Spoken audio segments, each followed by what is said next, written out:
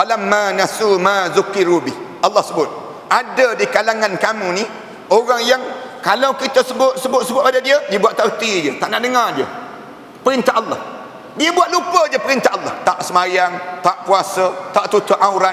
Lawan Allah ni, terang-terangan lawan Allah. Allah sebut orang macam ni kadang-kadang kita tegur dia. Kamu ni minum arak ni, kamu tak takut ke? Dia tak peduli apa engkau dengan aku. Aku minum arak tak mabuk-mabuk pun dia sebut. Ada orang kita ni kan yang berani terang-terangan, tinggal solat terang-terangan, yang buka aurat terang-terangan. Allah sebut orang ni fatahna alaihim abwaaba kulli syai. Kami buka ke atas mereka segala pintu maksiat yang dia nak buat. Berhati-hati kalian semua. سنخوض معاركنا معهم وسنمضي جموعا نردعهم ونعيد الحق المغتصب وبكل القوة ندفعهم بسلاح الحق البتار سنحرر أرض الأحرار ونعيد الطهر إلى القدس من بعد الذل وذا العار سنخوض معاركنا معهم وسنمضي جموعا نردعهم ونعيد الحق المغتصب وبكل القوة ندفعهم وسنمضي ندك معاقلهم بدبيل دام يقلقهم وسنمحو العار بأيدينا وبكل. Bismillahirrahmanirrahim. Alhamdulillahirabbil alamin. Wassalatu wassalamu ala asyrafil anbiya'i wal mursalin wa ala alihi wa sahbihi ajma'in. Subhanaka la ilma lana illa ma 'allamtana innaka antal alimul hakim. Ya alim 'allimna min ilmika kama tarda bihi 'anna. Ya halim khalliqna bi khuluqil hilmi wa haqqqiqna bi haqa'iqil ilmi. Allahumma 'allimna ma jahilna wa zakkirna ma nassina. Allahumma yassir wa la tu'assir wa tammim bil khair. Qala Allah Ta'ala fi kitabil aziz ba'da a'udzu billahi minasyaitonir rajim. Bismillahirrahmanirrahim. Ya ayyuhalladzina amanu taqullaha wal tanzur nafsum ma qaddamat lighad wattaqullaha innallaha khabirun bima ta'malun. Wahai orang yang beriman pada Allah, bertakwalah kamu kepada Allah dan sentiasalah dalam hidup kamu ini kamu memandang bekalan apa yang kamu akan bawa untuk kamu hadapkan di hadapan Allah nanti. Wattaqullah, dan bertakwalah kamu kepada Allah. Innallaha khabirun bima ta'malun, kerana Allah tahu setiap fi'il perangai yang kamu lakukan sepanjang kamu hidup di atas dunia ini. Surah Al-Hasyr ayat yang ke-18. Pengurusi dan ahliatan kuasa masjid, pimpinan-pimpinan masyarakat, para alim ulama, muslimin dan muslimat sekalian, Assalamualaikum warahmatullahi ta'ala wabarakatuh. Pertamanya, marilah sama-sama kita mengaturkan rasa syukur yang tak terhingga kita pada Allah di atas nikmat di mana kita dapat datang dan bertamu dalam rumah Allah ini. Syukurnya kerana kita dipilih oleh Allah di saat mana orang lain tidak dipilih oleh Allah. Tiba-tiba Allah pilih kita untuk datang bertamu sekejap di antara maghrib dan juga isyak ini. Mudah-mudahan bila kita diberi peluang oleh Allah untuk kita bertamu ini, kita juga akan dipilih oleh Allah untuk menjadi tetamu kepada Allah di akhirat nanti. Sebab para alim ulama sentiasa menyebut bahawa sesiapa yang dia tak pernah menjadi tetamu kepada Allah di dunia ini, jangan dia bermimpi untuk dia menjadi tetamu kepada Allah di akhirat nanti. Syukurnya kerana Allah bagi peluang pada kita dalam sibuk-sibuk kita dan banyaknya tugasan harian kita, kita datang juga sekejap. Datang sebagaimana yang disebut tadi dalam ayat yang saya baca sebentar tadi. Ayat yang Allah Subhanahu Wa Taala suruh kita ni sepanjang hidup kita ni sentiasa hidup dalam keadaan memandang apa bekalan yang kita akan bawa untuk menghadap depan Allah nanti. Yang ni yang perkara yang perlu kita hayati betul-betul dalam diri kita. Kerana ramai di kalangan kita ini bila sebut saja tentang memandang perjalanan bekalan apa yang perlu kita bawa, ramai di kalangan kita terperangkap dengan nikmat-nikmat dunia. Kita hidup di atas dunia ini, sama ada kita terperangkap dengan dunia ataupun kita sesat dengan dunia. Sesat dengan dunia ni ramai di kalangan kita begitu, yang menyebabkan kita tak ada bekalan bila kita menghadap depan Allah nanti. Tuan-tuan, sebelum daripada kita hurai ayat yang saya baca sebentar tadi, kita kena maklum bahawa dalam hidup kita ini, perjalanan hidup kita ini Allah tak jadikan hidup untuk dunia saja, tidak. Dalam hidup kita ni kita kena imani keyakinan pada diri kita, di mana bahawa lepas pada kita hidup di dunia ini, sekejap lagi kita akan hidup di alam yang ketiga dalam hidup kita. Alam ketiga dipanggil alam barzah. Kita akan sampai. Siapa dahulu, siapa kemudian, Allah sajalah yang tahu. Di kalangan kita akan menghadap di hadapan Allah. Lepas pada kita hidup di alam barzah, berakhirkah perjalanan hidup kita? Tak. Allah jadikan hidup lagi di alam yang keempat, yang kita kena hidup balik lepas pada ini. Dipanggil alam mahsyar, alam yang dikumpulkan balik dan dibangunkan balik kita. Lepas pada kita hidup di alam mahsyar, berakhirkah perjalanan hidup? Tak. Allah jadikan hidup lagi di alam yang kelima. Alam kelima ni dipanggil alam sa'idun au saqiyun, alam syurga ataupun alam neraka. Sampai pada alam yang kelima, hidup kita ini Allah jadikan kita pernah hidup di alam yang pertama sebelum daripada ini. Alam pertama ni dipanggil alam rahim, alam kandungan ibu. Alam itu pernah kita hidup sebelum daripada ini. Saya yakin di kalangan kita ni tak ada seorang pun yang disebut bahawa dia dalam hidup dia lahir daripada buluh betung, misal contohnya. Tak ada di kalangan masing-masing yang di kalangan kita orang alam impian ini, dia sebut saya lahir daripada yang disebut dengan saya lahir daripada buah labu, ustaz dia sebut. Semua di kalangan kita pernah hidup alam yang pertama dahulu, dipanggil alam kandungan ibu. Sekarang kita sedang yakin kita hidup di alam yang kedua baru. Alam kedua ni dipanggil alam fana, alam yang hancur. Kullu man 'alaiha fan. Tiap yang ada atas dunia ni semua akan hancur. Wa yabqa wajhu rabbika dzil jalali wal ikram. Yang kekal ialah Allah yang mempunyai ketinggian dan kemuliaan. Lepas pada kita hidup di alam ini, kita kena hidup lagi alam yang ketiga. Alam ketiga ni bukan alam yaumul amal, bukan alam untuk kita beramal. Tapi alam ketiga ni alam yaumul jaza, hari yang Allah akan mula balas. Bila sampai peringkat amal bukan hari untuk kita beramal lagi, tapi hari yang disebut dengan hari pembalasan ini, dalam Al-Quran Allah cerita ramai di kalangan kita ni terkejut dengan kematian dalam hidup mereka. Allah cerita di kalangan kita bukan sekadar terkejut, bahkan timbul penyesalan. Di kalangan kita ni bila masuk dalam kubur, ramai di kalangan kita ni menyesal je dalam hidup masing-masing. Yang ni yang berlaku, Allah cerita 2-3 kali penyesalan-penyesalan yang timbul bila orang dah mula masuk dalam kubur. Bukan masuk dalam kubur lagi, bahkan orang hidup waktu mana dekat nak mati itu pun menyesal. Kita ni kita sebut dua benda ni terjadi. Yang pertama terkejut, yang kedua menyesal. Terkejut tu satu, ramai di kalangan kita ni terkejut. bagaimana kematian yang berlaku. Masuk dalam kubur kita terkejut. Kita tak payah cerita orang yang masuk dalam kubur terkejut.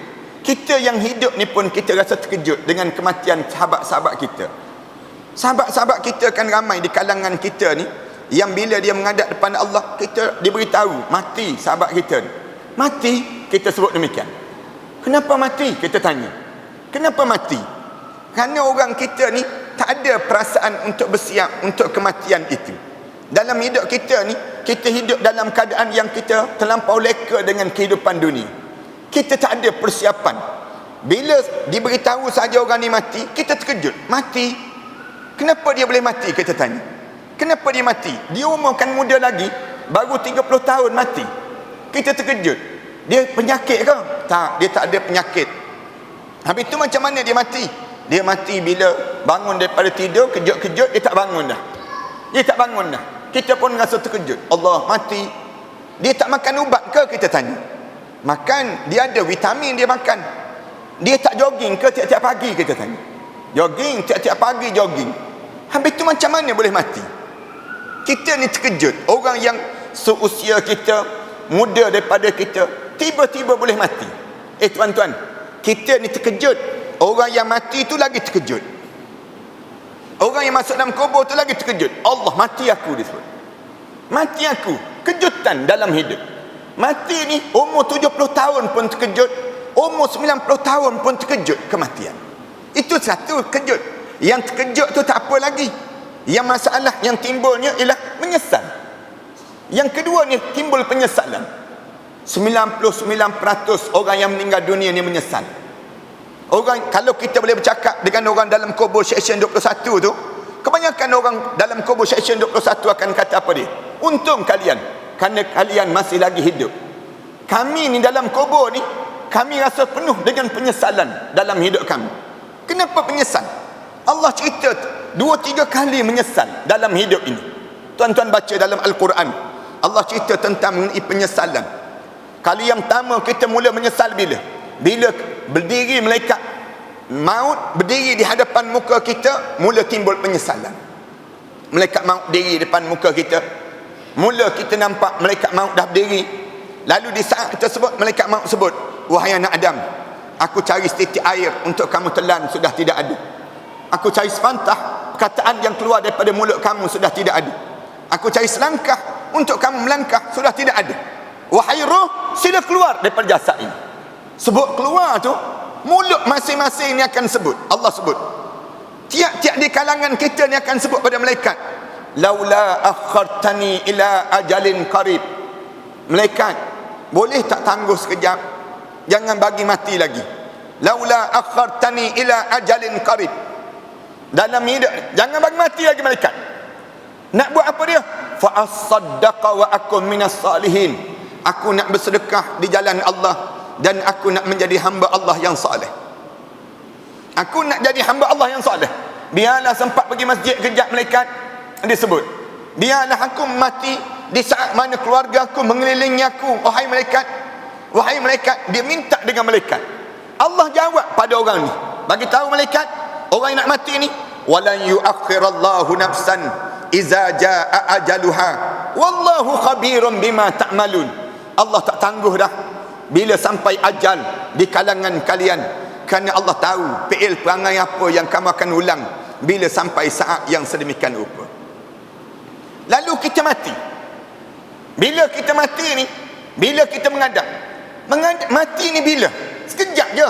Di antara jasad kita, roh kita keluar daripada jasad kita, menghadap di hadapan Allah.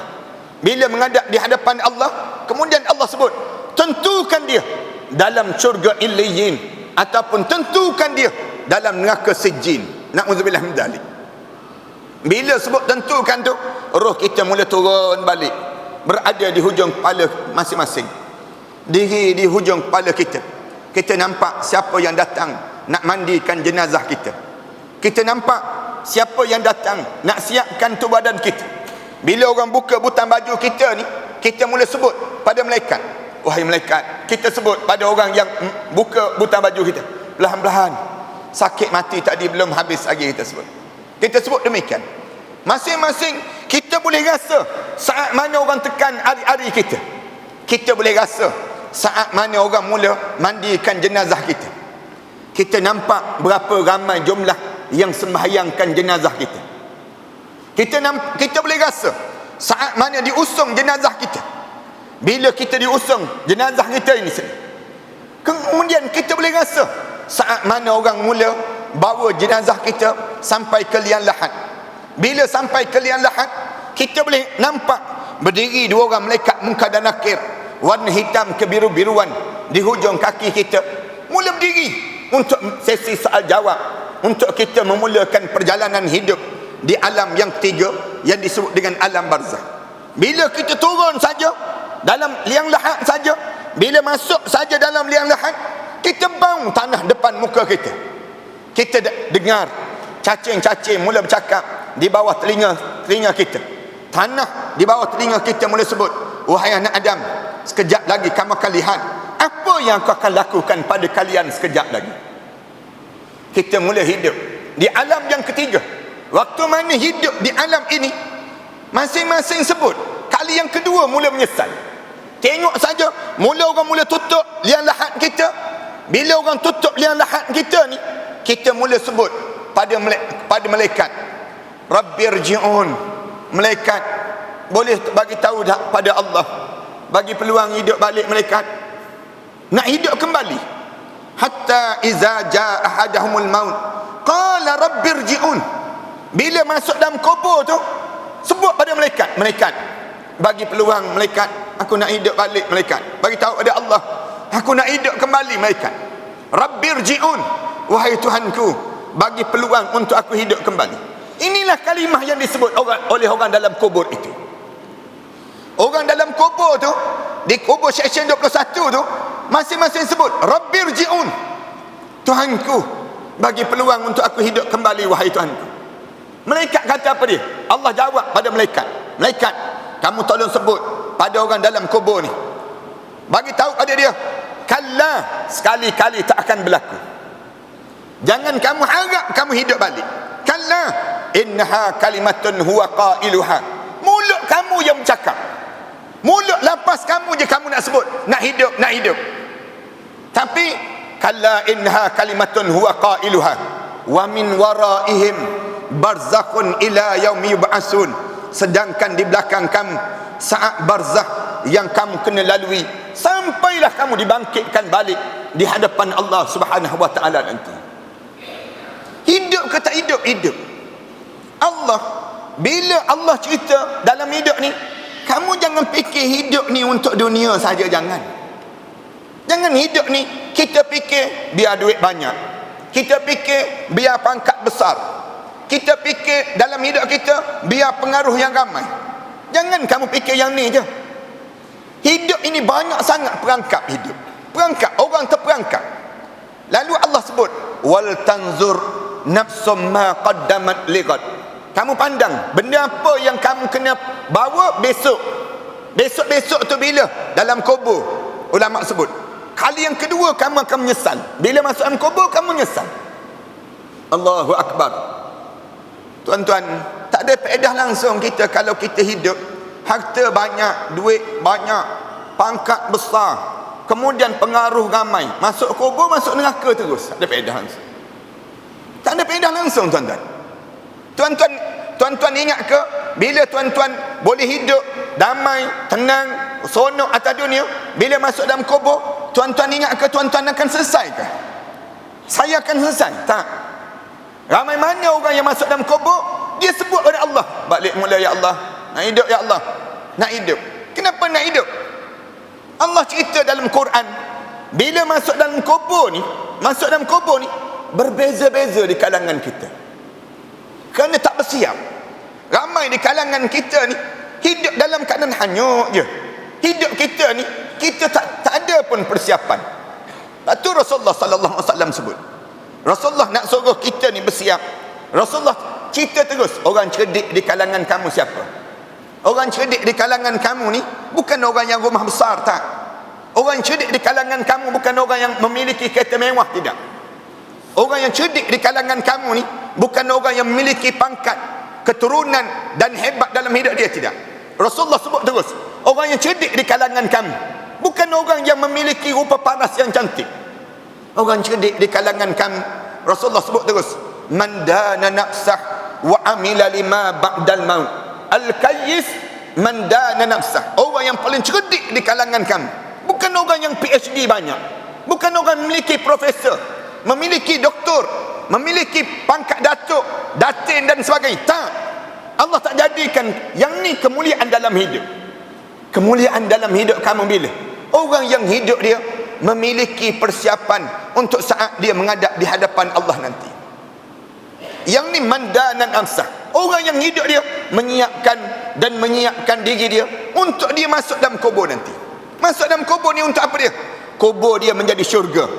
Pada mahsyar dia menjadikan dia orang mukmin. Bila sampai kemuncak dalam hidup dia, dia boleh masuk dalam syurga Allah Subhanahu Wa Taala. Ni matlamat yang jelas dalam hidup untuk dia berjalan, dan dia melalui saat-saat pengembaraan yang panjang di hadapan dia untuk dia masuk dalam syurga Allah Subhanahu Wa Taala nanti. Sebab tu bila Rasulullah sebut orang yang bodoh siapa di kalangan kami, orang yang bodoh Rasulullah sebut manittaba'a hawahu, orang yang hidup dalam keadaan ikut je hawa nafsu, layan je hawa nafsu. Ramai orang kita ni melayan hawa nafsu. Afara'aita man ittakhadha ilahahu hawa. Allah sebut, kamu tak nampak ke orang yang hidup melayan hawa nafsu? Tuhan dia hawa nafsu dalam hidup. Siapa dia? Allah sebut orang ni, na'udzubillah min dzalik, kita jangan masuk dalam kelompok ini. Siapa orang yang macam ni? Bila dia masuk dalam kubur dia terkejut.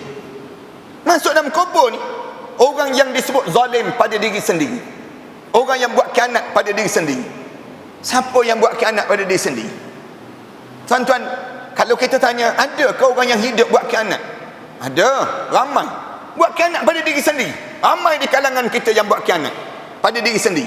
Siapa? Orang yang dengar azan tapi dia tak datang sembahyang, dia sedang buat khianat pada dirinya sendiri. Orang yang dimatikan oleh malaikat dalam keadaan dia buat zalim pada dirinya sendiri. Innal ladzina taffahumul malaikatu zalimi anfusihim. Ni kelompok yang pertama yang menyesal. Masuk kubur menyesal. Kenapa menyesal? Buat khianat pada diri sendiri. Kenapa buat khianat pada diri sendiri? Kita tanya, ada ke orang buat khianat pada diri sendiri, Ustaz?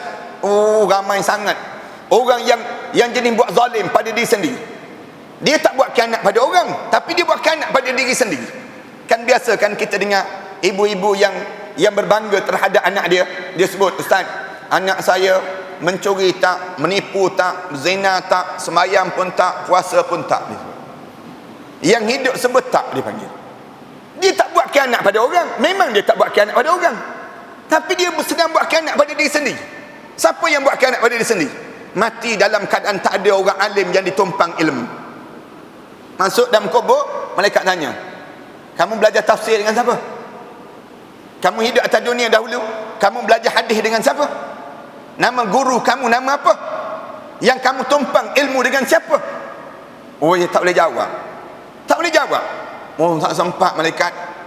Dia jawab. Dia jawab dalam kubur tu, bila malaikat tanya, qalu fima kuntum? Kenapa kamu mati macam ni? Dia jawab, qalu kunna mustad'afina fil ard. Malaikat, kami ni orang yang tak ada kesempatan nak belajar dahulu. Saya biasa sebutkan, di antara kezaliman pada diri sendiri apa dia? Mati dalam keadaan tak boleh baca Quran. Mati dalam keadaan tak boleh baca Quran ni di antara kezaliman pada diri sendiri. Orang alam impian ni jangan ada di kalangan kalian tak boleh baca Quran. Kalau kalian tak boleh baca Quran, kalian pastikan kalian tak mati para ahli. Jangan ada di kalangan kita yang mati dalam keadaan tak boleh baca Quran. Tak boleh baca Quran. Bila dia mati dalam keadaan tak boleh baca Quran, dia masuk dalam kubur, malaikat tanya terus, Quran boleh baca? Quran boleh baca? Tak boleh malaikat. WhatsApp boleh, dia jawab. WhatsApp boleh baca, Quran tak boleh baca. Facebook lagi boleh baca. Update tiap-tiap hari. Facebook. Yang dia sendiri buat zalim pada diri sendiri. Mati dalam keadaan buat zalim ni ramai di kalangan kita. Mati dalam keadaan dia tak sempat bersedekah. Ni sedang zalim pada diri sendiri. Harta banyak, duit banyak, kumpul harta, tak guna pun untuk kerja Islam. Habis. Bila dia mati, dia kena jawab terhadap harta yang dikumpulkan itu. Sayang dalam hidup, kita mati dalam keadaan yang buat zalim pada diri kita sendiri. Mati dalam keadaan buat zalim pada diri sendiri, terlampau ramai di kalangan kita. Masuk dalam kubur, malaikat tanya, qalu fi ma kuntum. Dia jawab, qalu kunna mustad'afina fil ard. Wahai malaikat, kami di kalangan manusia yang lemah di atas dunia dahulu. Malaikat tanya balik, qalu alam takun ardullahi wasi'atan fatuhajiru fiha. Allah buat bumi itu sempit sangat kepada kamu. Susah sangat ke kamu nak cari orang-orang alim sikit, kamu nak tumpang ilmu dengan mereka? Kita ni kan patutnya bila kita tak ada ilmu, carilah ustaz-ustaz, cari ustazah-ustazah. Bila kita tak boleh baca Quran, jumpa dengan AJK masjid, bagi tahu AJK, tuan saya tak boleh baca Quran tuan, boleh tak tuan tolong saya biar saya selamat sikit dalam kubur nanti. Kita bagi tahu pada AJK, biar AJK tolong kita. Tapi jangan pula AJK pula tolong jawab, saya pun tak boleh baca juga, katanya AJK. Jangan pula AJK jadi demikian. Nak sebutnya kita ni bila orang yang tak boleh baca Quran, kita tolong orang ni tolong baca Quran. Rasulullah sebutkan, khairukum man ta'allamal Quran wa 'allamah. Orang terbaik di kalangan kamu siapa yang sibuk belajar Quran dan dia mengajar orang lain pula. Tulis nama di kalangan kita. Penduduk alam impian ni, berapa ramai dah boleh baca Quran, berapa ramai tak boleh baca Quran. Yang boleh baca Quran, tolong ajar orang yang tak boleh baca Quran. Patut bayar banyak mana, bayar. Patut kita guna harta benda kita guna. Kerana benda ni benda yang nak suruh selamat dalam kubur nanti. Ni di antara benda. Bila masuk dalam kubur, kita boleh selamat di antara benda yang kita boleh selamat. Masuk saja dalam kubur, dia tak boleh. Dia kata, Allah tak sempat malaikat. Malaikat tanya balik, bumi itu sempit ke? Allah buat untuk diri kamu. Fatuhajiru fiha. Susah sangat ke kamu nak berhijrah waktu mana kamu hidup di atas dunia dahulu? Malaikat jawab macam ni dah. Tak payah cakap banyaklah, kata malaikat. Faulaika ma'wahum jahannam. Bagi orang ni Allah telah sediakan tempat dia dalam neraka jahannam. Wasa'at masirah. Dan neraka jahannam ini seburuk-buruk tempat yang disediakan untuknya. Ni nak sebut menyesal. Penyesalan masuk dalam kubur, kelompok yang pertama yang menyesal. Kelompok yang kedua yang menyesal, apa dia? Kelompok di kalangan yang masuk dalam kubur menyesal juga. Orang yang terang-terangan lawan perintah Allah. Lawan perintah Allah ni, yang dia orang Islam. Ni kelompok yang kedua. Falamma nasu ma zukiru bih. Allah sebut, ada di kalangan kamu ni orang yang kalau kita sebut pada dia buat tak erti je, tak nak dengar je perintah Allah. Dia buat lupa je perintah Allah. Tak semayang, tak puasa, tak tutup aurat.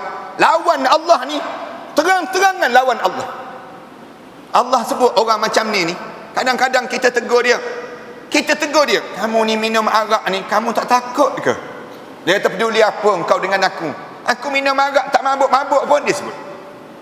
Ada orang kita ni kan, yang berani terang-terangan, tinggal solat terang-terangan, yang buka aurat terang-terangan.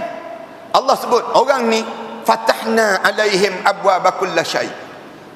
Kami buka ke atas mereka segala pintu maksiat yang dia nak buat. Berhati-hati kalian semua. Kalau ada di kalangan kita dia buat maksiat, tak ada ujian-ujian yang kena. Kita pelik. Orang ni kan, kadang-kadang ada orang yang hidup dia dengan maksiat tu, hidup dia berterusan dengan maksiat. Kita kata kenapa dia tak kena bala? Kita heran. Kita ni semayang ada ujian, kita ni puasa tutup aurat ada ujian. Orang yang buat maksiat tu tak ada je, elok je, tak puasa, gemuk-gemuk je dia, kita sebut. Dia dalam keadaan yang dia ni tak tutup aurat, jumpa jodoh ramai pula jumpa jodoh. Kita yang tutup aurat, susahnya nak jumpa jodoh. Kita sebut demikian. Pelik kita, kenapa lah orang macam ni senang-senang je hidup? Tak, Allah istidrajkan dia. Fatahna alaihim abwaaba kulli syai. Kami buka segala pintu maksiat dalam hidup dia. Dia nak buat apa dia buat. Sampai bila dia seronok ni, suka dengan maksiat. Hatta iza farihu bima utu. sehingga kemuncak keseronokan dalam hidup dia. Seronok sungguh. Buat maksiat, tak keluar zakat, tak ada apa-apa, hidup dia berzina, tak kena penyakit sifilis dan sebagainya, tak ada pada diri dia. Allah kata sengaja aku buat demikian. Umur pula jadi panjang dengan maksiat dia. Kita ni yang kita buat amal ibadah, solat, zakat, macam-macam gaya kita ni, semput memanjang umur kita. Umur kita ni kejap-kejap ada asma, kejap-kejap ada kencing manis, kejap-kejap ada darah tinggi. Allah jadikan demikian. Orang yang buat maksiat ni segar-segar lah kita sebut, tak ada pun penyakit dalam hidup dia. Tak, Allah sebut sengaja aku buat. Fatahna alaihim abwaba kulli syai. Sengaja aku buka segala pintu maksiat yang dia nak buat ni. Sampai bila? Hatta iza farihu bima utu, sehingga dia rasa seronok sungguh dengan maksiat yang dia buat. Akhaznahum baghtatan, kami rentak nyawa dia dalam keadaan mengejut. Fa izahum mublisun, di waktu itu dia masuk dalam kubur tercengang-cengang menghadap di hadapan Allah Subhanahu wa taala. Allahu akbar. Tuan-tuan jangan mati macam ni tuan-tuan. Jangan mati penuh mulut ni berbuih dengan arak. Jangan mati dalam keadaan kita buat maksiat. Jangan mati dalam keadaan kita sedang melakukan perkara yang dilarang oleh Allah. Masuk dalam kubur ni menyesal. Menyesal kali yang kedua, menyesal dalam kubur. Ini penyesalan kali yang kedua. Nak sebut, ada lagi orang masuk dalam kubur menyesal. Siapa? Yang masuk dalam kubur. Masuk dalam kubur tiba-tiba menyesal. Allah sebut dalam kelompok yang tiga, qul hal nunabbiukum bil akhsarina a'mala alladzina dhalla sa'yuhum fil hayatid dunya wa hum yahsabuna annahum yuhsinuna sun'a ulaika alladzina kafaru bi ayati rabbihim wa liqa'ihi fahabitat a'maluhum fala nuqima lahum yaumal qiyamati wazna. Ini dalam surah Al-Kahfi Allah cerita. Kelompok yang ketiga ni masuk menyesal dalam kubur ni siapa? Bila masuk saja dalam kubur, tengok kanan, tengok kiri, kosong amalan. Tak ada amalan. Allahu akbar. Na'udzubillah min dzalik. Tuan-tuan jangan kita masuk dalam kubur tak ada amalan. Kosong amalan. Ramai di kalangan kita ni masuk kubur kosong amalan. Alladzina dhalla sa'yuhum fil hayatid dunya. Kenapa kosong? Nak buat macam mana tuan-tuan? Bila masuk dalam kubur, pandang kanan, pandang kiri, belakang, depan, tak ada. Sembahyang tak ada, puasa tak ada, zakat tak ada, tak ada benda. Kosong terus. Kenapa kosong? Allah sebut alladzina dhalla sa'yuhum fil hayatid dunya. Punca dia biarkan perjalanan hidup dia dalam keadaan sesat sepanjang hidup di atas dunia. Kita tanya sesat lagi ke ustaz? Hidup atas dunia ni sesat. Ramai orang kita sesat tuan-tuan. Kalau tak sesat, kenapa Allah suruh kita baca doa? Tiap kali mana kita solat, tiap kali mana solat dia sebut ihdinas siratal mustaqim. Ya Allah, bimbingkanlah kami ke jalan yang lurus ya Allah. 17 kali sehari sebut. Tiap kali mana kita sebut ihdinas siratal mustaqim tu, mengalir air mata kita. Ya Allah, janganlah aku tersesat ya Allah. Sampai peringkat Allah sebut, sampai jangan kamu termasuk di kalangan al-maghdubi alaihim. Kamu jangan masuk di kalangan ad-dallin. Jangan kamu masuk kelompok ini. Kenapa sesat kat mana? Kita tanya, sesat kat mana? Saya nak sebut hujung nanti. Nak gambarkan dalam hidup ini kita ni sesat tak sesat ni. Bayangkan kita ni turun daripada kapal terbang. Tuan-tuan turun kapal terbang. Tiba-tiba kita turun kapal terbang, beg duit kita tak ada, handphone kita tak ada, kemudian pasport kita pun tak ada. Tak ada apa-apa. Datang-datang luggage pula penuh dengan dadah luggage kita. Kita nak buat macam mana? Di sebuah negara yang kita tak pernah pergi. Turun dekat Korea Utara, senang cerita ni. Turun dekat Korea Utara, kita ni pula negara kita sedang berkelahi, tak habis lagi. Tiba-tiba turun kapal terbang, beg duit tak ada, pasport tak ada, segala benda tak ada, handphone pun tak ada, apa pun tak ada. Ni bukan turun kat Korea ni, turun ke barzah. Bila turun dalam kubur, Allah tak ada kita sebut. Tak ada. Puasa tak ada, zakat tak ada, haji tak ada. Kenapa tak ada?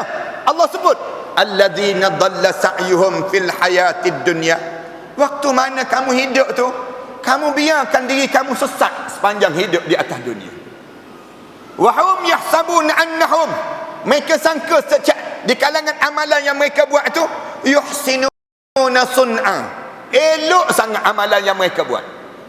Tapi Allah kata apa dia? Ulaikal ladzina kafaru bi ayati rabbihim wa liqa'ih.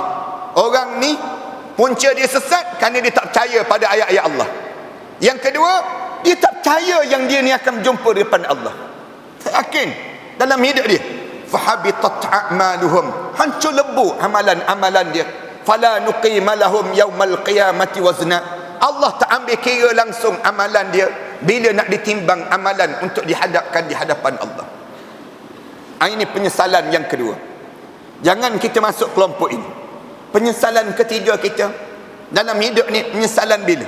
Bila bangun di padang mahsyar nanti. Ni kebanyakan manusia akan menyesal. Satu Allah Subhanahu wa taala sebut, wal tanzur nafsum ma qaddamat liqad. Kamu tengok yang akan datang dalam hidup kamu. Kamu tengok bila kamu akan menyesal. Bila bangun di padang mahsyar. Bangun di padang mahsyar ni, kita bangun di seksyen 21 ni. Katakanlah kubur kita di seksyen 21 ni. Bangun-bangun, kita mula Allah tunjuk amalan. Waktu mana Allah tunjuk, Allah Subhanahu wa taala sebut, walau tara izil mujrimuna nakisu ru'usihim inda rabbihim.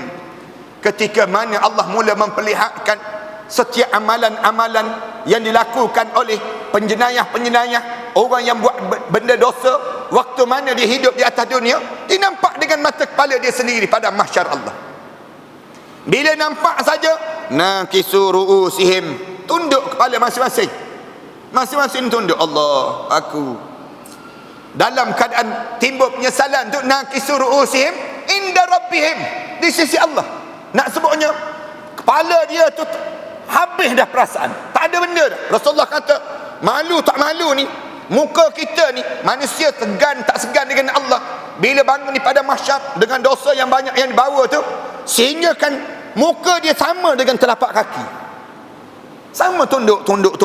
Kita ni atas dunia ni kan, kalau ada orang yang didakwa di mahkamah, ambil kertas surat khabar, tutup kertas surat khabar, kadang-kadang pakai helmet, kadang-kadang pakai topi, tutup muka, pergi ke mahkamah dunia, ambil baju tutup, mahkamah dunia, kita rasa segan malu, konon-kononnya demikian. Di akhirat tak ada baju, tak ada kain. Bangun di pada mahsyar, tunduk kepala tu. Bila tunduk kepala tu, masing-masing sebut apa dia? Rabbana absarna, wahai Tuhan kami nampak dah. Wa sami'na, kami dengar dah ya Allah. Bila sebut dengar juga pekik manusia dalam neraka Allah. Farji'na, ya Allah, tolong balik semula kami ke dunia ya Allah. Balik semula kami ke dunia ya Allah. Kenapa? Na'mal salihah, kami nak buat balik dah amal salih. Inna muqinun, kami dah mula yakin dah sekarang ni ya Allah. Baru yakin di pada mahsyar Allah, tak ada manfaat langsung. Ni kali yang tiga penyesalan.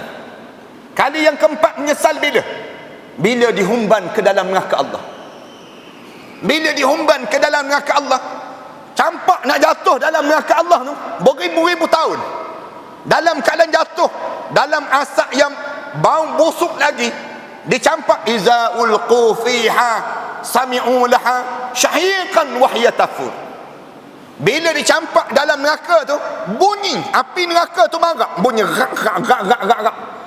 Nak mamah manusia ni dalam keadaan yang bunyi tu.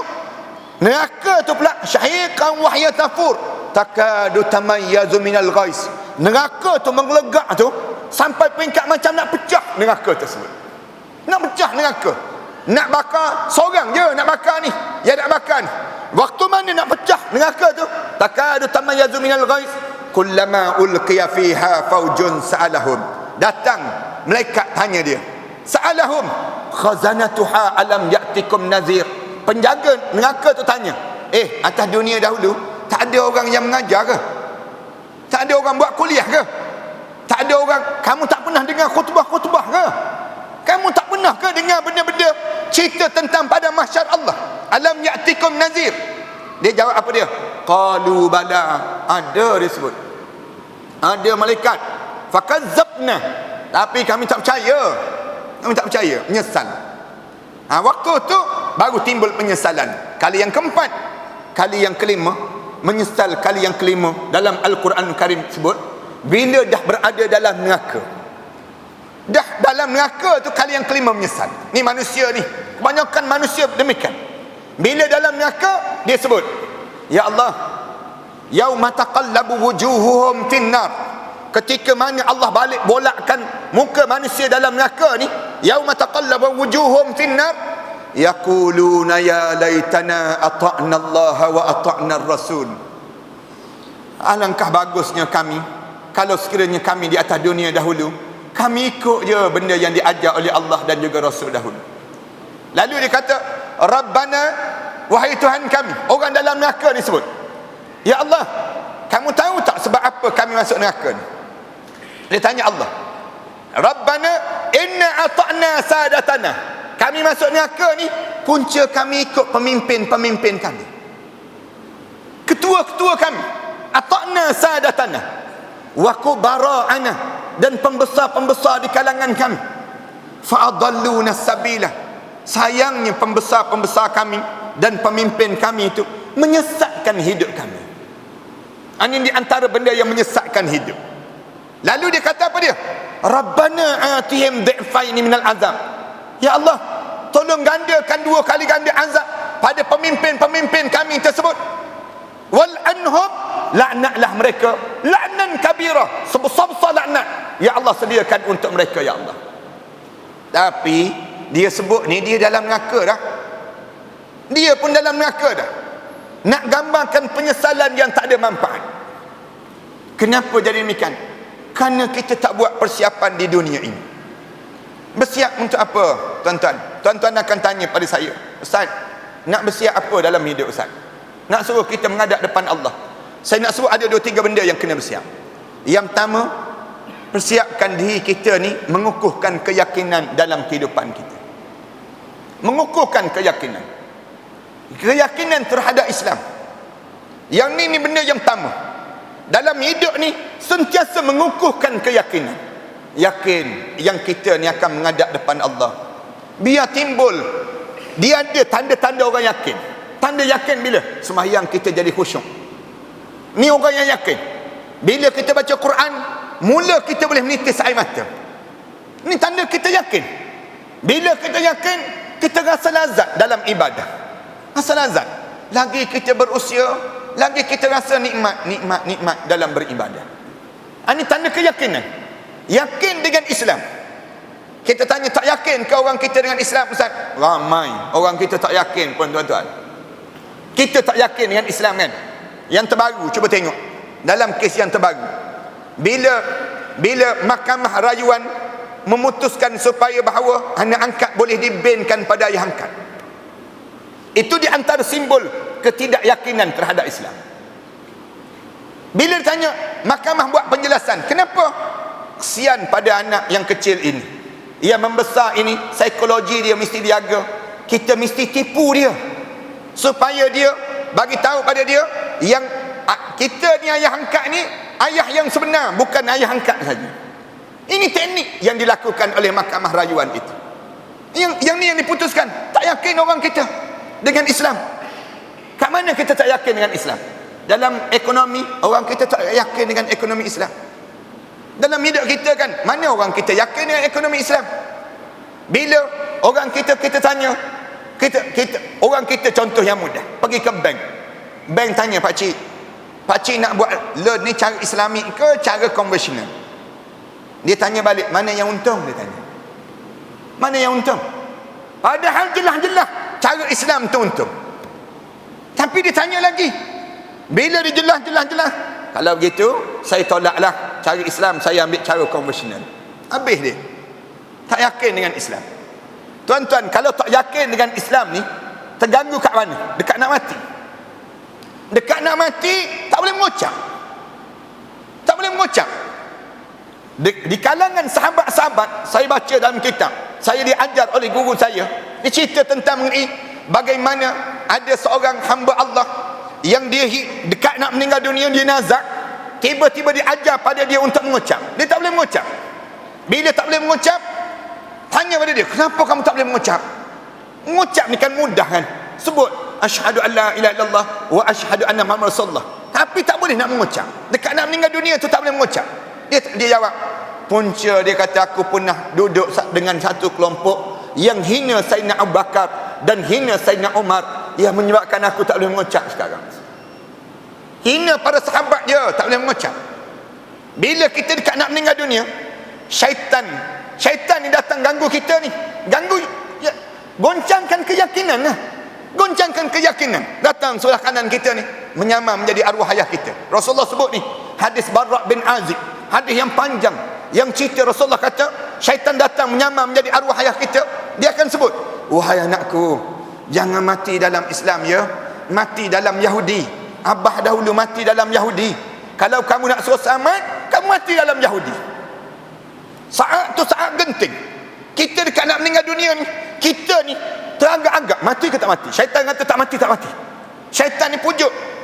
Bila roh kita ni tarik hujung kaki, tarik hujung kaki, kita teragak-agak mati ke tak mati, mati ke tak mati. Tarik lagi sampai ke lutut. Syaitan kesut, jangan bimbang bro, tak mati bro, relax sis, relax. Tak mati ni, roh ni turun, roh ni turun. Tarik lagi daripada lutut, tarik lagi sampai ke pinggang. Kita dah rasa dah sejuk di pusat kita, dah rasa dah mendadak turun ke bawah, sejuk ni turun ke bawah. Syaitan pujuk lagi, jangan mengucap. Dia menyamar menjadi arwah ibu kita pula. Wahai anakku, jangan mati dalam Islam. Kalau kamu mati juga, mati dalam Kristian. Tengok ni, ibu ni buah dada ni yang pernah menyusukan kamu waktu mana kamu kecil dahulu. Matilah kamu dalam Kristian. Jangan mati dalam Islam, kerana ibu mati dalam Kristian, disebut demikian. Kita teragak-agak lagi, syaitan tengah pujuk dalam kabut. Rasulullah kata, tak pernah kamu akan rasa saat yang lebih kelam kabut daripada saat huru-haranya saat sakaratul maut yang berlaku pada diri kamu. Kelam kabut ni tak pernah kita rasa. Kalau kita antara mati dengan tidak, kita yakin mati ke tak mati ni, mati ke tak mati ni, naik lagi kelam kabutnya saat demikian, naik sampai di halqum. Bila sampai di halqum ni baru perasan mati dah, mati. Bila perasan mati tu, mulut sebut terus, ini tu betul an, ya Allah aku taubat sekarang, ya Allah aku taubat sekarang, ya Allah. Bila sebut taubat ni, Allah jawab terus, walaisatit taubatu lil ladzina ya'maluna sayyi'at. Tak ada dah taubat, masa ni baru nak taubat. Bila roh sampai di halqum, malaikat mula datang, malaikat tanya, kalla idza balagatit taraqi wa qila man raq wa dhanna annahu al-firaq. Malaikat tanya terus, siapa yang boleh pulangkan balik roh kamu sekarang? Siapa yang boleh pulangkan balik roh kamu ni? Kamu rasa tadi macam nak turun tadi, siapa yang boleh pulangkan balik? Wal taffatis saqu bis saq, mata dia terbeliak. Allah sebut mata tu terbeliak. Wa dhanna annahu al-firaq, dia rasa habis dah, rasa berpisah dah tu badan. Wa dhanna annahu al-firaq. Di saat tersebut syaitan ni pujuk, jangan mati dalam Islam, tak boleh nak mengucap.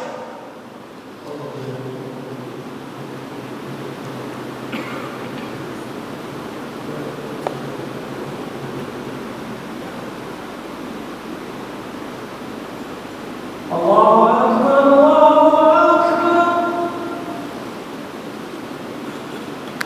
Allahu Akbar.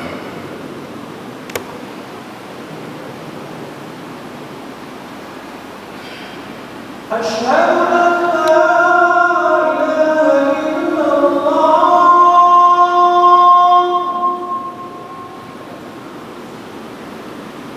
Asyhadu an la ilaha illallah.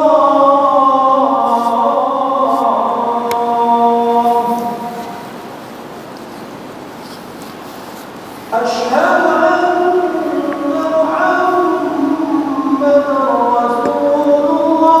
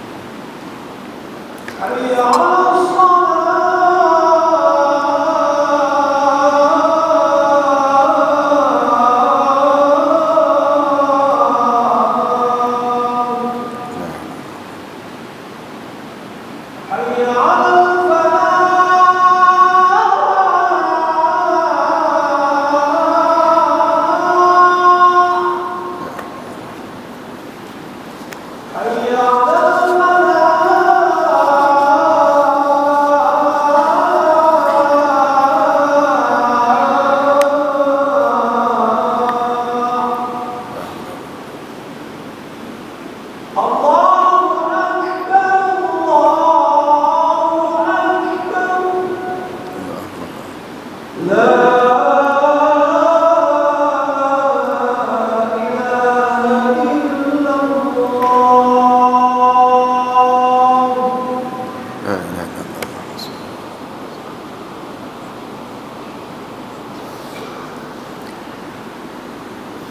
sikit lagi tuan-tuan, sebab kita baru lepas azan ni sekejap sekejap lagi kita semayang lah, insyaAllah. Oleh mana sekalipun nak sebutnya, saya sebut tadi tentang mengenai yang pertama, kita tolong betulkan yang disebut dengan keyakinan. Keyakinan ni kita, sebelum daripada kita menghadap depan Allah, biar tak keyakinan hanyalah hidup ini dengan Islam. Hidup ni kita tak boleh terima selain daripada Islam. Dalam politik, kena terima politik Islam. Dalam sosial Islam. Dalam pendidikan Islam. Dalam apa sahaja pun hidup kita, kalau kita nak menghadap supaya kita tak menyesal depan Allah nanti, hanya kita terima Islam. Selain daripada Islam, kita akan menyesal. Bila kita nak meninggal dunia, syaitan pujuk kita ni, dia goncangkan jangan kita mengucap. Dan memang tak boleh mengucap. Kalau tuan-tuan baca dalam hadis Rasulullah cerita tentang mengenai susahnya nak mengucap. Susahnya nak mengucap. Bila kita dekat nak menghadap depan Allah ini, kerana apa dia? Sangkutnya dengan keyakinan tadi. Sebut la ilaha illallah ni mudah. Sekarang ni mudah. Tapi dekat nak meninggal dunia, daripada 10,000 umat Rasulullah sallallahu alaihi wasallam meninggal dunia, hanya seorang boleh mengucap. 9,999 lagi tak boleh mengucap. Kenapa tak boleh mengucap? Jawabnya kerana kita tak yakin dengan Islam. Keyakinan kita dalam bidang pendidikan, orang kita tak yakin dengan Islam. Ramai mana di kalangan kita tanyakan, kita buat contoh, tak hantar anak menghafal Quran, kita buat contoh, dia tanya balik, ada masa depan ke menghafal Quran? Orang kita tanya, padahal dia lebih yakin belajar sekular. Saya lebih yakin belajar sekular dibandingkan dengan belajar Al-Quran dan hadis Rasulullah. Padahal yang belajar sekular ni tak guna pun bila dia habis belajar nanti. Kita belajar benda yang kita belajar ni, banyak benda yang kita tak guna pun lepas pada kita habis nanti. Habis belajar, kita hantar anak-anak kita belajar. Saya dulu pernah belajar sejarah, misal contoh, belajar tentang parameswara. Sekarang saya guna parameswara? Tak guna pun. Tak guna pun dalam hidup. Ya, dia jadi ilmu, tapi bukan ilmu keutamaan. Tapi yang kita perlu kita guna apa ni? Al-Quran dan hadis Rasulullah sallallahu alaihi wasallam. Kenapa Al-Quran dan hadis Rasulullah kita tak ajar? Kerana kita tak yakin. Orang kita tak yakin dengan masa depan terhadap hidup ini dengan Al-Quran dan hadis Rasulullah sallallahu alaihi wasallam. Yang menyebabkan kita nafi dan nafi. Ramai mana anak-anak kita sekarang tak boleh baca Quran. Ramai mana di kalangan keluarga kita ni tak, bila kita mati, dia tak boleh mandikan jenazah kita. Bila kita menghadap depan Allah, dia tak boleh nak solat jenazah kita. Ramai di kalangan kita tak boleh. Akhirnya dia swasta je jenazah kita. Ramai mana orang kena swasta jenazah. Pergi ke masjid, bagi tahu pada masjid, tolong mandikan ayah saya, boleh tak ustaz? Tolong kapankan ayah saya. Berapa package? Berapa kena bayar? Saya bayar semua. Kenapa anak-anak tak boleh mandikan jenazah ayah? Kenapa anak-anak tak boleh mandikan jenazah ibu? Kenapa kita tak boleh nak siapkan saat yang paling terakhir dalam hidup untuk dia menghadap depan Allah? Kenapa tak boleh? Jawabnya kerana kita tak yakin dengan Islam. Tak yakin dalam hidup kita. Satu, mengembalikan keyakinan ini penting. Macam mana kita nak suruh mengembalikan balik? Ada beberapa cara. Antaranya duduk dalam majlis ilmu. Antaranya rapatkan diri kita dengan para alim ulama. Ni nak suruh mengembalikan balik keyakinan terhadap Islam. Mulakan kita buat benda-benda yang disuruh oleh Allah Subhanahu Wa Taala. Nak suruh kita ni bersiap untuk kita menghadap, supaya kita ni dalam keadaan tak menyesal. Bila kita lepas pada bulan Ramadan, bila kita lepas daripada saat-saat yang banyak amal ibadah, jangan kita terhenti daripada kita meneruskan amal-amal ibadah kita dalam hidup kita. Nak suruh timbul keyakinan yang pertama. Yang kedua, anda sebut keyakinan ni susah tuan-tuan. Anda nak sebut sikit lagi. Di alam impian ni, anda nak betul terang dengan tuan-tuan, syaitan alam impian ni, dia tak sebut matilah dalam Yahudi, dia tak sebut. Syaitan di alam impian ni, dia tak sebut matilah dalam Kristian. Tapi bila dekat nak meninggal dunia, syaitan di alam impian ni dia kata apa dia? Wahai anakku, matilah kamu dalam Islam liberal, dia sebut demikian. Kamu matilah dalam Islam sekular. Kamu matilah dalam Islam demokrat. Kamu matilah dalam Islam sosialis. Oh, yang ni pening kepala kita. Ramai mana orang kita terjerumus dan terperangkap dalam keadaan yang sedemikian rupa. Yang pertama. Yang kedua, tolong betulkan ibadah. Ni persiapan kita. Kalau ditanya pada saya, lagi kita berusia, lagi betulkan ibadah. Ibadah kita ni biar jadi sempurna. Ibadah apa? Solat. Solat kena jaga betul-betul. Ibu-ibu dan ayah-ayah, tolong jaga solat kalian. Solat kita ni jangan sambil lewa, jangan. Lagi kita lama solat, lagi bagus solat kita, lagi khusyuk solat kita. Biar kita berebut saf yang pertama ni. Saya harap sangat di kalangan kita ayah-ayah, ibu-ibu berebut saf yang pertama ni. Saf yang pertama sebelah ibu, saf yang pertama sebelah ayah ini sendiri. Berebut di kalangan kita. Menandakan apa? Menandakan orang yang berada saf yang pertama, dia sedang bersiap untuk menghadap di hadapan Allah.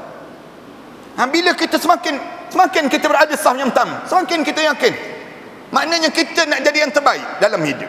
Ini tanda-tanda yang kita sedang lakukan dalam hidup kita. Jaga solat biar jadi semakin khusyuk dan semakin khusyuk. Cuba perhati pada diri kita, kita tak lagi lama kita ibadah, lagi khayal kita solat. Kenapa kita tak jadi khusyuk dalam solat kita?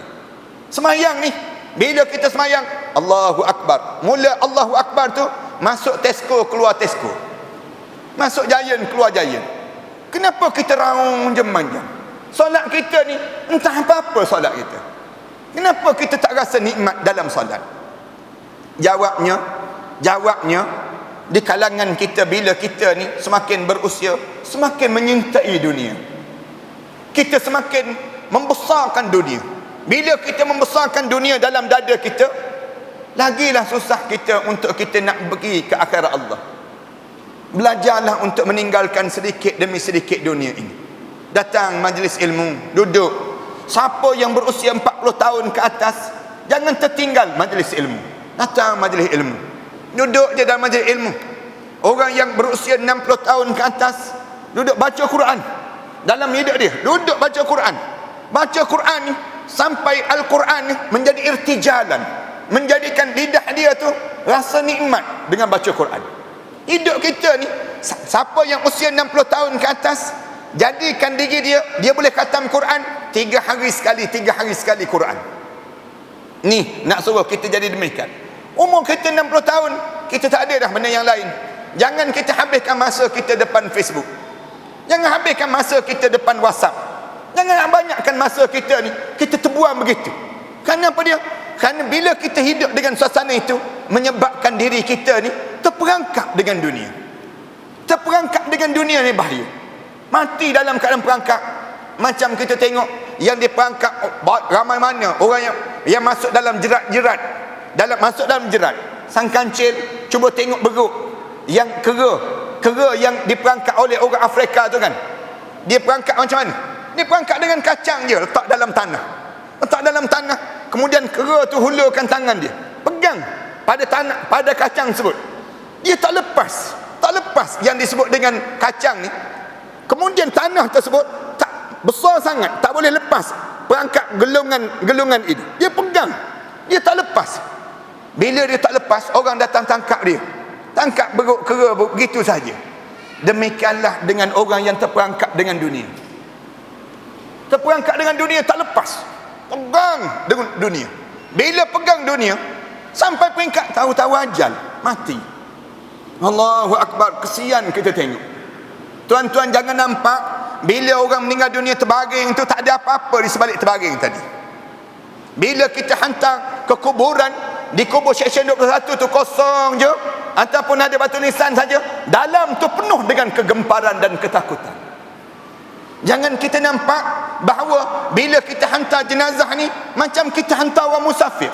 Rasulullah pesan pada kita, ayuhan nas ka'annal mauta fiha ala ghairina qad kutiba. Manusia, kamu ingat ke setiap kali mana kamu hidup ni, kematian tak tertulis pada kamu. Wa ka'annal haqqa fiha ala ghairina qad wajaba. Seolah-olah kami tak wajib untuk mematikan kamu. Wa ka'annal ladzi nusayyi'u minal amwat safrun amma qalilan ilaina la turja'un. Setiap kali mana kamu hantar orang yang mati, macam kamu hantar orang musafir je pada diri kamu. Nubawi'uhum ajdasuhum kamu tinggalkan jasad-jasad mereka dalam peninggalan kubur itu, kemudian kamu pulang, wa naqulu mirasihim, kamu makan segala peninggalan mereka, ka'anna mukhalladuna ba'dahum, seolah-olah kamu kekal lepas pada kematian mereka sebut. Wa nasina kulla wa'izah, kamu rasa aman daripada kemarahan Allah. Wa aminna kulla ja'ihah, kamu rasa tenang dalam hidup kamu daripada kamu mentaati perintah Allah Subhanahu wa taala. Rasulullah sallallahu alaihi wasallam pesan, jangan kamu terberangkap. Yang ni, yang kedua ni, kita terberangkap dalam ibadah. Ramai orang kita ni tak menambah pun ibadah. Baca Quran dia tak boleh. Orang kita ni kan hafalan Quran pun tak menambah. Kita kan patut-patutnya tambahlah menghafal ni. Kita tak. Orang kita ayat sama je kita hafal. Inna a'tayna, inna anzalna. Kalau semayang dengan orang rumah sampai waladdallin amin tu, orang rumah boleh agak dah. Ni inna a'tayna ni disebut. Ni inna anzalna ni. Kita pun sebut inna a'tayna kal kausar. Orang rumah kat belakang kata, kan dah kata ayat itulah dulu, kini dan selama-lamanya. Kita tak menambah dalam hidup kita. Maknanya ibadah kita ni, biar kita di ibadah kita ni, biar lagi sempurna, lagi sempurna. Dua. Yang ketiga, tolong jaga pada kita akhlak. Akhlak tolong jaga. Sebelum kita menghadap depan Allah, jagalah akhlak kalian. Jaga tingkah laku kita, tutur bicara kita, bahasa-bahasa yang keluar daripada mulut kita. Minta maaf nak sebut ayah-ayah dan ibu-ibu, jagalah mulut-mulut kalian. Bahasa yang kita keluar daripada bibir kita ini, ramai orang kita tak terjaga. Kasar bahasanya, suka menyumpah seranah orang lain. Yang disumpah seranah tu anak menantu dia je, yang disumpah seranah tu pasangan hidup dia je, padahal dia tak jaga mulut. Tolong jangan banyak kita tak jaga mulut ini. Lagi kita berusia, lagi bercakap tentang akhirat. Macam mana lah kita dalam kubur nanti, duduk dengan pasangan hidup kita, bila saya mati nanti jangan lupa baca doa untuk saya, kita sebut. Kita cerita dengan pasangan hidup kita ni, cerita tentang ni, bagaimana kita lepas dalam kubur nanti. Jangan lagi banyak bercakap tentang urusan-urusan hidup tentang dunia ini, kerana dunia ini sudah berlalu dalam hidup kalian. Hidup kita ni dah tak ada dah. Kalau kita pakai semak-semak pun memang tak semak dah dari pagi. Kita akan jadi demikian. Kita pakai cantik-cantik, kain tudung lawa-lawa macam model-model pun tak jadi model lah kita. Nak sebutnya gambaran dalam hidup kita, dah-dahlah tentang dunia itu. Banyakkan pada kita untuk kita bersiap untuk akhirat. Orang yang tua, tolong jaga mulut. Orang muda, tolong jaga tulisan-tulisan. Jangan biarkan tulisan kalian mencaci maki para alim ulama. Jangan hidup dalam keadaan menulis menceritakan hal-hal rumah tangga kalian, cerita tentang keaiban diri peribadi kalian, tak ada manfaat langsung. Jangan tulis dalam Facebook kita, dalam Twitter kita, satu tulisan yang menyebabkan penyesalan yang tak sudah kita dalam kubur nanti. Tulislah tulisan-tulisan yang membawa kebaikan lepas pada kita menghadap depan Allah nanti. Hantar WhatsApp, ingatkan sesama kita, dah Sarawak ke belum hari ini. Cerita pada sahabat-sahabat kita ni, bagaimana kita kalau sekiranya kita dihadapkan di hadapan Allah. Jangan banyakkan kita ni tulis tulisan-tulisan yang menyebabkan kita lupa kepada Allah Subhanahu wa taala dan timbul penyesalan dalam hidup. Tiga. Yang keempat, saya nak pesan pada di kalangan saya dan juga para tuan-tuan sekalian, lepas pada Ramadan ini, jangan tinggal masjid. Hidup ini berterusan dengan masjid. Jadikan masjid ini sumber tempat yang kita dapatkan ilmu, belajar dan belajar. Masjid ini jadikan rumah utama kita dibandingkan dengan rumah kita. Dalam hidup kita ni berebut jaga solat berjemaah di antaranya di kalangan kita, dengan tujuan bila kita boleh jaga perkara demikian, kita akan menyelamatkan diri kita.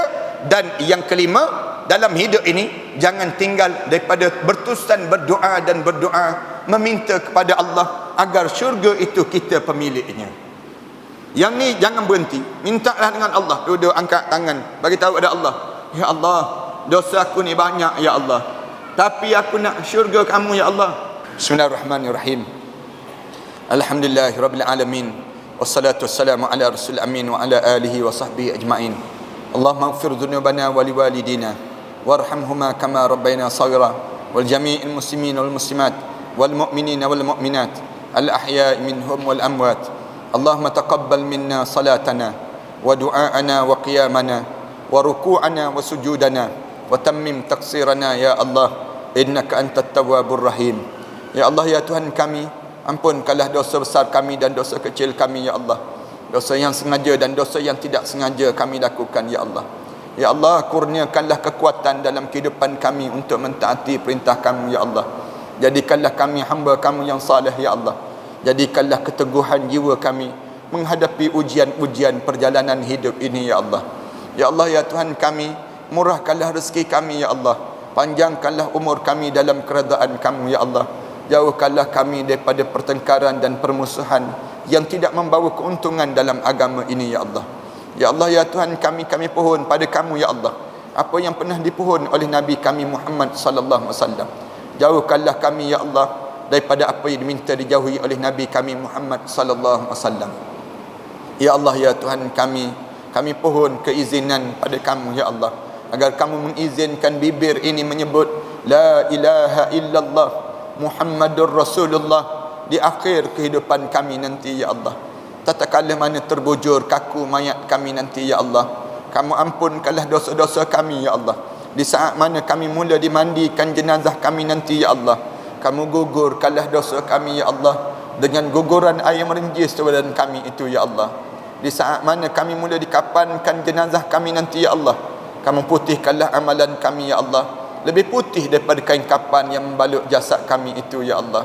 Ya Allah, ya Tuhan kami, di saat mana kami mula disolatkan jenazah kami nanti ya Allah, kamu pilihlah anak kami yang paling saleh ya Allah, yang akan mengimamkan solat jenazah kami nanti ya Allah, yang akan mengusung jenazah kami nanti ya Allah, yang akan membawa kami ke liang lahat nanti ya Allah. Di saat mana kami berada di barzah nanti ya Allah, kamu jadikanlah kubur kami di antara taman pada taman-taman syurga ya Allah.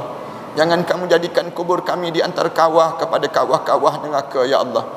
Di malam pertama kami di barzah nanti ya Allah, kamu ketemukanlah kami dengan arwah ayah kami di Illiyin ya Allah.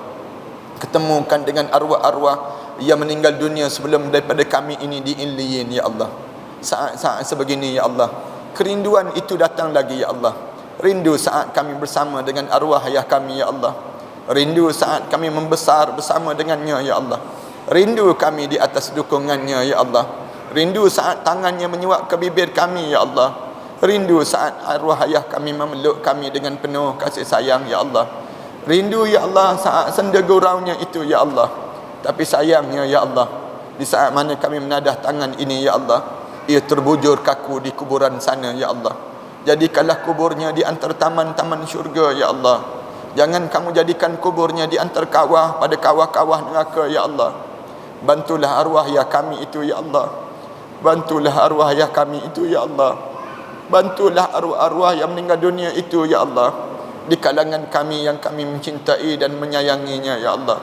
Kami mengetahui mereka membawa dosa-dosa yang banyak ya Allah. Jadikanlah doa ini di antara doa yang menghapus dosa-dosa itu ya Allah. Menjadikan doa ini doa anak yang saleh ya Allah. Ya Allah, bangkitlah kami di akhirat nanti ya Allah bersama dengan para nabi dan para awliya salihin ya Allah. Tatkala mana melayangnya suratan amalan manusia nanti ya Allah, terimalah suratan amalan kami sebelah tangan kanan ya Allah. Jangan kamu terima suratan amalan kami sebelah tangan kiri ya Allah. Kami takut dan kami bimbang terhadap dosa-dosa ini ya Allah. Ya Allah, ya Tuhan kami, senangkanlah kami melalui titian sirat nanti ya Allah.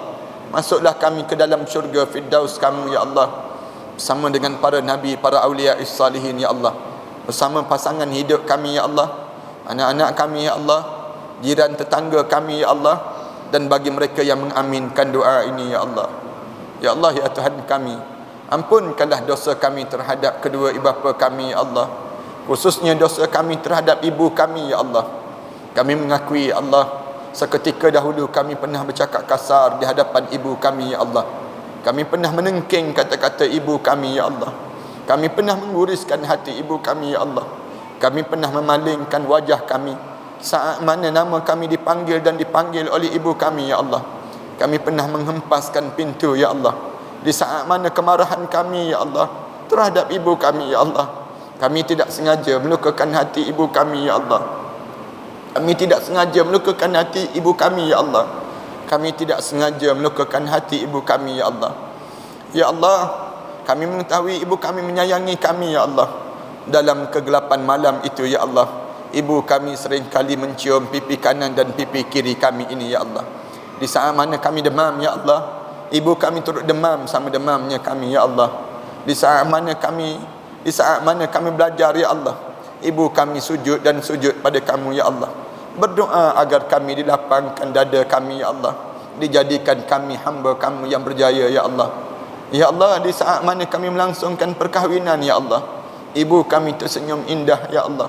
Sedang hatinya, ya Allah, dalam merasakan kehilangan kami dalam kekeluargaannya, ya Allah. Di saat mana kami bergembira dalam keluarga kami, ya Allah, ibu kami diam saja di kampung sana, ya Allah, menadah tangan berdoa agar kebahagiaan itu milik kami, ya Allah. Ya Allah, ya Tuhan kami, kerana dosa-dosa inikah, ya Allah, ia menyebabkan kamu berpaling daripada rahmat kamu untuk kami, ya Allah. Kerana dosa-dosa inikah, ya Allah, ia menyebabkan anak-anak kami pula enggan mendengar kata bicara kami, ya Allah. Kerana dosa-dosa inikah, ya Allah, ia menyebabkan tiada lagi rahmat kamu untuk kami, ya Allah. Kerana dosa-dosa inikah, ya Allah, ia menyebabkan hati kami pula menjadi keras, ya Allah. Kerana dosa-dosa inikah, ya Allah, kerana dosa-dosa inikah, ya Allah, kerana dosa-dosa inikah, ya Allah. Ya Allah, seburuk mana pun kami, ya Allah, sekeji mana pun kami, ya Allah, sejahat mana pun kami, ya Allah, segunung mana pun dosa yang pernah kami lakukan di dunia ini, ya Allah, pandanglah kami dengan pandangan rahmat kamu, ya Allah. Pandanglah kami dengan pandangan rahmat kamu, ya Allah. Pada siapa lagi kami mampu mengadu doa ini, ya Allah, kecuali pada kamulah yang maha mendengar setiap rintihan hamba-Mu ini, ya Allah. Ya Allah, kami tidak akan berhenti daripada berdoa dan berdoa pada kamu, ya Allah, sehinggalah nama kami terpampang indah di pintu-pintu syurga, ya Allah, untuk melayakkan kami ke syurga kamu, ya Allah. Rabbana alaika tawakkalna wa ilaika anabna wa ilaikal masir. Rabbana atina fid dunya hasanah wa fil akhirati hasanah wa qina adzaban nar. Wa sallallahu ala Muhammad wa ala alihi wa sahbihi wasallam. Alhamdulillahi rabbil alamin.